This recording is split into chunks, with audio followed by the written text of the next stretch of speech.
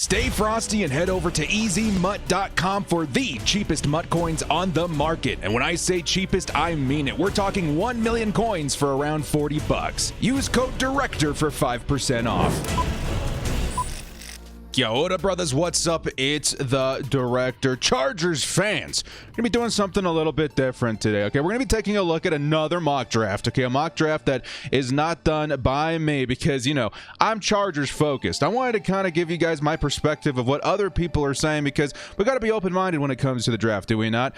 Anything could happen on draft night, and I kind of wanted to react to something that somebody else did just to kind of see if me, a Chargers fan, is happy with the decisions that they're making, kind of leading through the first round and kind of giving us a sneak peek of what to expect in the second round. So if the Chargers go in one position in the first round, maybe they're looking to do something else in the second round. I'll go over a little bit of that at the end of the video as well. So it should be an interesting one. I kind of decided I wanted to do this because, again, I want like a non-biased mock draft to look at, and then also to see like what would my reaction be if the Chargers decided to go this way.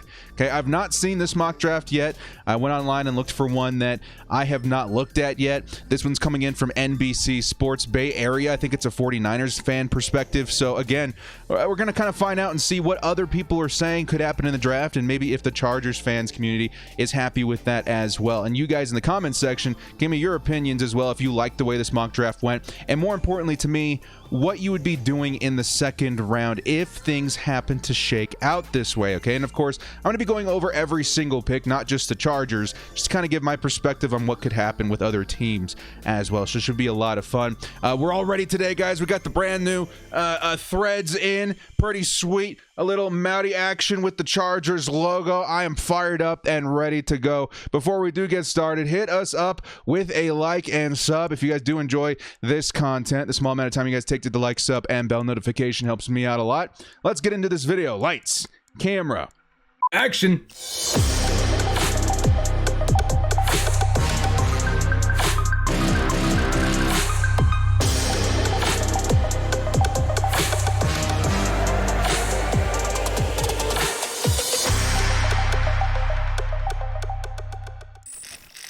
NFL mock draft reactions through bolted eyes. I kind of like that. I kind of like that a lot. I hope you guys do too. Through bolted eyes reaction, episode 1. Let's get into this first mock draft. Again, you can find this in NBCsports.com. I'll be posting a link to this mock draft in the description as well if you guys want to take a closer look at the descriptions as to why he chose specific players, etc., etc.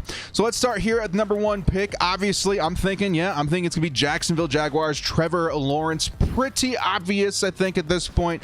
As we continue to do more mock drafts throughout the year, I do not expect this pick to change. And honestly, I think every mock draft in the United of the States is going to say the same thing. Jacksonville Jaguars get their quarterback of the future. And honestly, this is the guy, right? If you're talking about tanking season, like this is one of the most epic tanking seasons I've ever seen. It was all for the man, Trevor Lawrence, which, you know, of course, the Jets screwed up at the last second. But we won't get too far into that. Next up, number 2, Penel Sewell. Not going to lie, I was hoping that Penel Sewell maybe falls to the Chargers by some miracle, or maybe even just fall in general so that the Chargers see an opportunity to maybe trade up with less value being thrown in. But still, Penel Sewell to the New York Jets. This is saying that the Jets are committed to Sam Darnold, which is interesting. I don't know if it were me if I would pass up on a prospect like Justin Fields or even a Zach Wilson, but there you go. Penel Sewell, probably the best offensive lineman prospect we've seen in a decade, making his way to New York. Next up, the Miami Dolphins, with their pick traded from them through the Houston Texans, are going to pick up Ja'Marr Chase, wide receiver. Now, I think a lot of people are saying that this would be an excellent trade down opportunity for the Miami Dolphins. Lots of quarterback needy teams are going to be looking at that number 3 pick, assuming that Justin Fields is off the board too, and saying, man, I like that Zach Wilson kid a lot. But if not, Ja'Marr Chase is a great option for the Dolphins. They're going to really be leaning on Tua Tagovailoa, or if they trade for, let's say, the Houston quarterback in Deshaun Watson, you want to give him some weapons out there in Miami that's not named Devontae Parker. So I think number 3, Ja'Marr Chase, best wide receivers off the board. I can definitely see that happening. Next up at number 4, the Atlanta Falcons take Justin Fields. Now, if you're a Falcons fan, I got to assume that you're pretty happy that this man falls to number 4, because Justin Fields is exactly the kind of quarterback you can build around through the future. Maybe he can sit a year behind Matt Ryan. That's an excellent pick. An epic, fall from, the number 2 spot to the number 4 spot. And ultimately, I do think that Fields lands in a better situation with the Falcons. So kind of a win-win there for both of those guys. Next up, we got Cincinnati Bengals taking Devonta Smith, wide receiver. I'm not going to lie, this one surprises me a little bit. Wide receiver, maybe not the biggest need for the Bengals as far as I know, at least. But Devonta Smith, Heisman Trophy winner, possibly the best wide receiver in this class. Maybe you don't pass up on him. It's really like 1A, 1B between him, Ja'Marr Chase, maybe even 1C with Waddle a little bit if he fits in the right system. The Cincinnati Bengals elect to go away from the offensive line, which I think they need a little bit more. But you're talking about Devonta Smith. You can't get too picky at that point. Best wide receiver on the board. Maybe you're going to take him. Next up, we got Philadelphia Eagles taking Patrick Surtain. Now, this is something that I, in particular, did in one of my mock drafts. I said, those Eagles need corners so bad. And Patrick Surtain is possibly the best cornerback in this class, and he's definitely going to be a standout guy. Not the fastest dude in the world, but man, does he have vision. I really like Patrick Surtain to the Eagles. They could have gone wide receiver or corner here, in my opinion. If Ja'Marr Chase is there, if Devonta Smith is there, maybe even Waddle for this guy, if they're there, then you have to consider taking him. But Patrick Surtain is definitely the best player at his position there, and you want to load up on talent on the defense as much as you can, especially that defensive backcourt being so depleted. Next up, the Detroit Lions taking Micah Parsons. Okay, so I'm seeing Micah Parsons fall in a lot of drafts for some reason, and I don't really understand why. The guy is a huge talent at the linebacker position. I think a lot of people are prospecting that he's going to be playing outside linebacker, which is maybe why he's falling. How high of a pick do you want to commit to an outside linebacker? But still, Micah Parsons to the Lions. I think this was released, on the 25th of January. It has not been released yet as to, at least at this point, Matthew Stafford wanting to leave the Lions. So I would assume that a Zach Wilson would very much so be on the board here. Maybe they have a trade in mind for Deshaun Watson as well. I mean, you really never know. Maybe their quarterback position is fine, and this is the pick that ends up happening. Micah Parsons, linebacker. I like it, man. I think he'd fit that system very well. And again, he's a difference maker kind of linebacker on that team.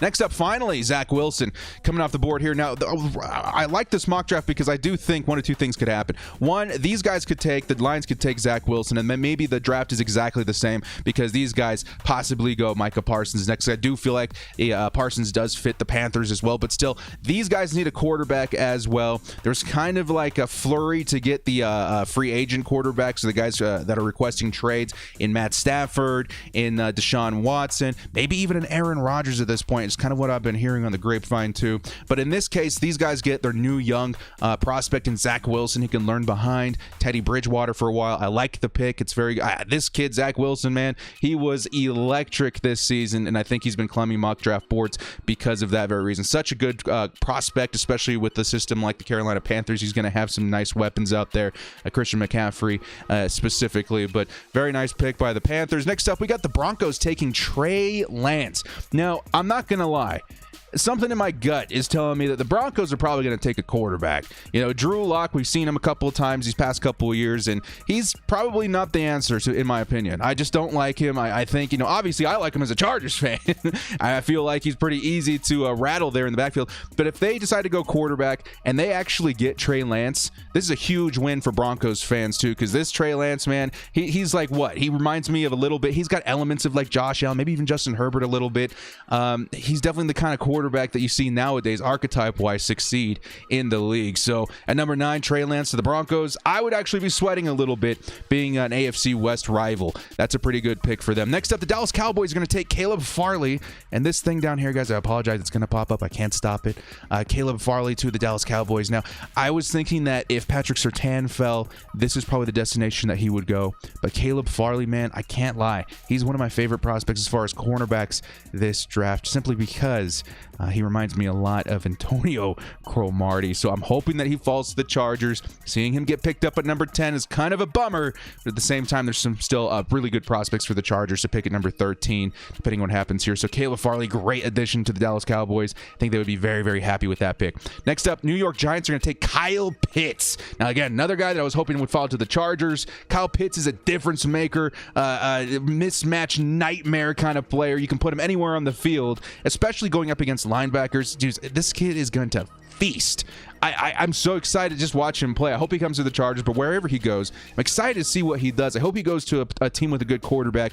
Daniel Jones, I think underrated in the deep pass or something like that, right? I don't remember what the stat was, but I think he would pair very well with the New York Giants. Pretty much anywhere he goes. He's kind of matchup proof, right? He's system proof too. Next up at number 12, Jaycee Horn is going to San Francisco 49ers. Now, this one's kind of important. Obviously, this is like a Niners perspective mock draft, and they really, really want cornerback. So keep that in mind, Chargers fans. If the Niners are selecting right in front of us, and it seems like, based on this mock draft, they need a cornerback pretty bad. Jaycee Horn was also on my short list to come to the Chargers. He would definitely be an awesome addition to the Niners. They're losing Richard Sherman and Jason Verrett, so they're going to need help at cornerback. This would be a great selection for them, too. Again, one of those guys I was really hoping would fall to us, but there is one guy, the Chargers pick coming up at number 13. There's one guy that honestly I'd be ecstatic comes to the Chargers. I hope it happens, and that's going to be Jaylen Waddle as far as offensive weapons. If it were me, though, if I was a Chargers GM, I would look at Jaylen Waddle. I would also look at Christian Darrisaw. I would look at Rashawn Slater. Those three guys would be kind of my contention here. I'm about to find out what they decided to pick in this particular mock draft from the Niners' perspective. The Chargers at number 13 are going to select Christian Darrisaw, offensive tackle. Honestly, guys, this is probably rare enough to be the pick for the Chargers, okay? The Chargers desperately need offensive line help. I'm kind of shocked that the Bengals, in the earlier pick didn't select it to help their offensive line too, but the Chargers have one of the worst offensive lines in the league. I know there's going to be some Chargers fans out there like, Waddle is right there. We pair him with Justin Herbert. Magical things could happen. But the bottom line is Justin Herbert is the reason that magical things happen, and you got to protect that man, dude. He's going to be the future of this team, and if we're not committed to protecting him, I'm not too optimistic at how long he's going to last in the league behind that Chargers offensive line. So Christian Darrisaw, excellent pick by the Chargers. Honestly, if it were me, if we're reviewing the Chargers pick a little deeper, I may have gone Rashawn Slater here just because I love that prospect. I think a lot of people have him 1A, 1B with Penel Sewell. I mean, Penel Sewell is, I think, in my opinion, definitely better, but I think the next best one, in my opinion, is Rashawn Slater. But Christian Darrisaw, you could definitely do worse than Darrisaw in this draft, and it's kind of interesting seeing them pass up on Jaylen Waddle, but at the same time, I think other teams do realize the huge problem the Chargers have at offensive line. Let's move into the last couple of picks here, guys. Kind of get an idea of what the Chargers could be looking for in the second round based on the names that are still available. We're just doing the first round here today. Number 14, Minnesota Vikings, Gregory Rousseau, edge. Honestly, Rousseau, to me, and a lot of people, is kind of falling in mock drafts. I think there's maybe system fit issues. Maybe, he doesn't have the kind of size that you're looking for as far as bulk. He looks kind of like a beanpole to me. He's really, really tall. He could definitely put on some more, weight, but I don't know, man. He could definitely turn out to be a good prospect in the league too. Going to the Minnesota Vikings, they're trying to rebuild that defensive line. But if it's between Gregory Rousseau and Kwity Paye, I probably would have gone Kwity Paye with that pick at number 14. Number 15, Jaylen Waddle finally coming off the board, this time to the New England Patriots. Now, this is where things would get a little sketchy for me. Oh my God, if Jaylen Waddle's going to the New England Patriots, that probably means that they have a quarterback maybe acquired during the free agent period of the NFL season, which maybe means Matthew Stafford, Deshaun Watson. That does make me sweat just a little bit. But again, Jaylen Waddle, if you pair him with the right quarterback, this is going to be another Tyreek Hill in the league. Okay, his kind of speed. He's a Tyreek Hill clone.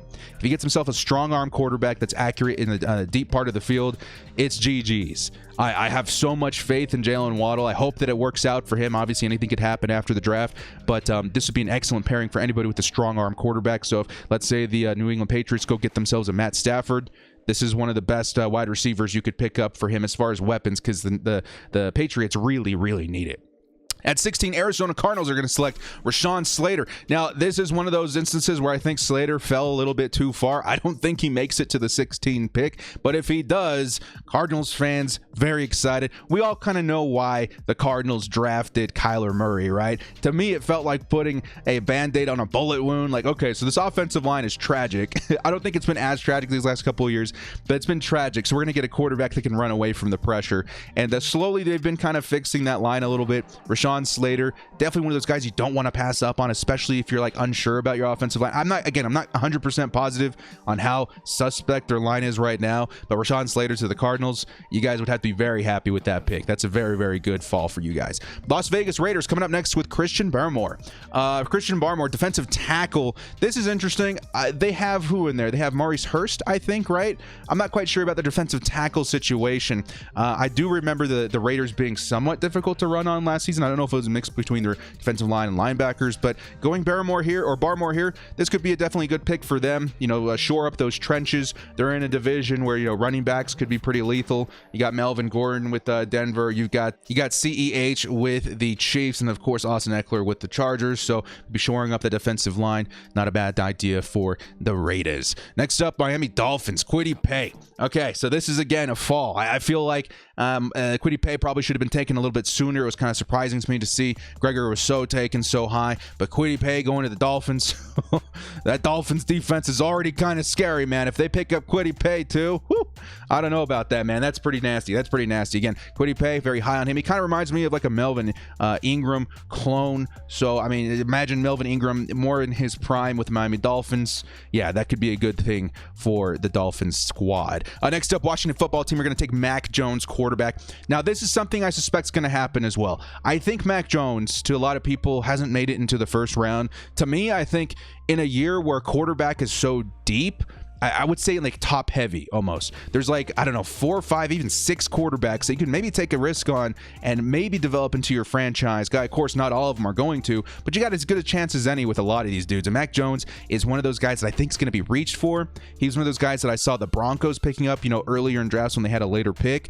He's one of those guys. Mac Jones, definitely one of those guys that you're contention with the Patriots and now especially the Washington football team. So Mac Jones, he honestly had a really good season, and I don't think he falls into the second round because of the stats that he put up this season. And honestly, as far as the scheme fit with the Washington football team, they have a really good defense, so that's a leg up for Mac Jones going into the league. But I don't know, man, the Washington football team has really struggled. They've been on a quarterback carousel for so long. I would trade up to get a more for sure thing, but still Mac Jones, you take a chance on him, you could look like geniuses picking him up in the middle of the first round and still producing a really nice quarterback. Because again, this is one of those years, guys, I have to emphasize this year in particular, I feel like quarterback is so deep. There's so much quarterback talent in this draft.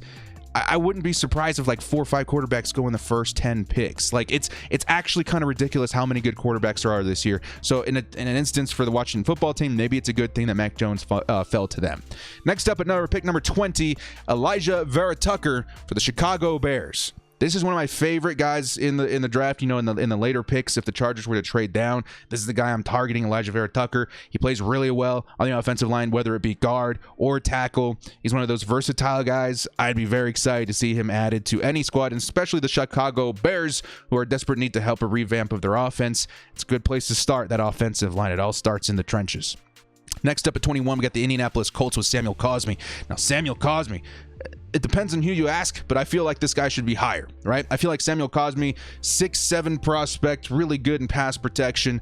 This is one of those guys that definitely in the number 21 pick is a value, in my opinion. But honestly, very excited if anybody gets him, this late, because you're getting yourself a pretty nice prospect, a very nice, firm apartment building tower on the left side of your line to protect your quarterback. And in the case of the Indianapolis Colts, I think for me, they're the favorite to land Matt Stafford. So going offensive line here is probably not a bad idea. Next up, pick number 22, we got Joseph Ossai, edge, going to the Tennessee Titans. This could be a good one too. I mean, I love Joseph Ossai too. This is around where I think he should go, maybe a little bit higher, and definitely a really nice prospect out of Texas. And Again, the Titans, they had issues on defense, right? I'm thinking pass rush specifically. So this is definitely a position of need for the Titans, as well as something that could help them get over that hump when it gets into the playoffs, right? Because once you get into the playoffs, if you can't generate any pressure, you're in a lot of trouble with all the mobile quarterbacks we got in the league right now. So I think that's a really nice pick for the Titans. Next up at 23, we got the New York Jets via the Seattle Seahawks taking Jeremiah Owusu-Koramoah, linebacker. This is one of my favorite linebackers in the draft. And honestly, I like reacting to these because I don't think he would ever fall this far if it were me in charge, right? He's one of those guys that's like a hybrid, right? He plays really well in zone. He plays really well in coverage and against the run. He's a nice, beastly frame of a man. I think this would be a great pick for anybody, honestly, man. The New York Jets, who did they pick? They picked themselves an offensive lineman earlier. So going, with like a difference maker on defense is not a bad idea either. I like the move, man. It's very strange to me, like if they decide to stick with Sam Darnold, but at the same time, you're getting two really, really nice players, maybe two of the best at their position, in my opinion. Obviously, I think Micah Parsons is a little bit better, but Jeremiah, they're kind of two different players. I'd be very excited if I was a New York fan and we picked up Owusu-Koramoah. Next up at pick number 24, Pittsburgh Steelers, Llam Eichenberg. Eichenberg, again, a very nice prospect on the offensive line. Pittsburgh Steelers in a situation where maybe they need a new quarterback here very soon. If you're going to bring a new quarterback into the system, you're going to want to be able to protect him.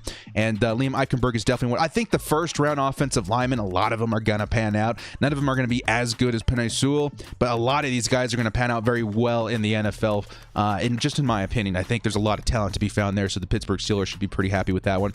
Jacksonville Jaguars. Pick via Los Angeles Rams are going to select Trevin Moehrig. Now, this safety, I feel like, is a big... I think when it comes to the Jacksonville Jaguars, you're talking about a new era, right, under Urban Meyer. And it's really interesting to decide like what they're going to do. I think I may have gone offensive line with this pick, maybe even like wide receiver or something to help, Trevor Lawrence on the offensive side of the ball. But if you're talking about, the defense also helps your quarterback by keeping, them off the field, then I don't know. I just feel like this defense would definitely benefit from Trevon, but I might have gone offensive line or wide receiver here. Next up at number 26, we got Jalen Phillips, edge, going to the Cleveland Browns. Now you're going to pair somebody up with Myles Garrett. Phillips would be a really nice addition to that team as well. The Cleveland Browns making it so far into the playoffs this season. I think they're a couple of pieces away from maybe even making it to a Super Bowl, which is kind of crazy the times we live in. Am I correct? So it's been a very nice pick for them. Again, you get that kind of pressure with Garrett on the other side. That could be a nice add for the Cleveland Browns. Next up, Baltimore Ravens take Rashad Bateman. Now, this is one of those guys I think that the Jets might have should have considered in this mock draft. Rashad Bateman, very nice wide receiver. I think a lot of people, he's reminding them of Justin Jefferson, the rookie sensation with the Minnesota Vikings. This could be a very nice pick. I think the Ravens in particular have needed help at wide receiver since the days, before Lamar Jackson even came into the league. So I don't know, man. I think this is a great pick for them. They've got Marquise Brown out there who's a field stretcher. If you can get a more reliable guy like Rashad Bateman on the team as well, you're looking pretty frosty. Next up at 28, we got New Orleans Saints with Terrence Marshall. Now, some of the wide receivers that fell a little bit earlier are starting to make an appearance here. New Orleans Saints. This team is also in trouble when it comes to quarterback. Obviously, Drew Brees retiring. They got Taysom Hill out there. What's the plan after that? But if you want to supply him with a really good wide receiver, I like Terrence Marshall quite a bit. And this guy, again, if Jamar Chase wasn't there, how much higher do you think he would have been on the board? And especially in the league or in the terms of the LSU team, he's a very, very good wide receiver. I think he'd fit very well in New Orleans. Next up, we got Buffalo Bills going to take Nick Bolton, linebacker. Very nice pick for the Bills. Again, they made it into the playoffs when it came to stopping the Kansas City Chiefs. Not much luck because of how explosive that team was. Really hard to contain Patrick Mahomes. I don't know, man. Obviously, Patrick Mahomes didn't play that whole game, but still very interesting to see them go linebacker here. I think bolstering that defense is probably the move for them. Their offense is really nice. Get a guy like Nick Bolton. You're looking pretty nice out there, especially a nice middle linebacker that I think that they need on that team. Next up, pick number 30, Green Bay Packers are going to select Rondale Moore, wide receiver.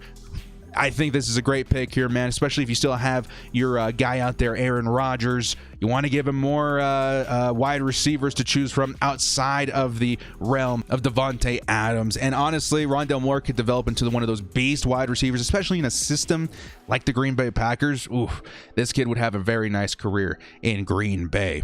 Next up, number 31, Tampa Bay Buccaneers are going to take Jason Owe edge to help solidify that defensive line that is so hard to run on in Tampa Bay. It seems like they're very dedicated to building that defensive line every single year, even though their defensive line is one of the best in the league. I like the pick here, man, that Tom Brady has proven, even in his old age, that with a good defense, he can make it very, very far into the playoffs. In this case, another Super Bowl for Tom Brady. So I like it, man. That defensive line, it's done wonders for them this year. Keep building on it. You're going to have more success. And finally, the last pick in the first round, Kadarius Toney. Kadarius Toney, man, this guy, what do they call him, a utility player? Like, he can do a little bit of everything.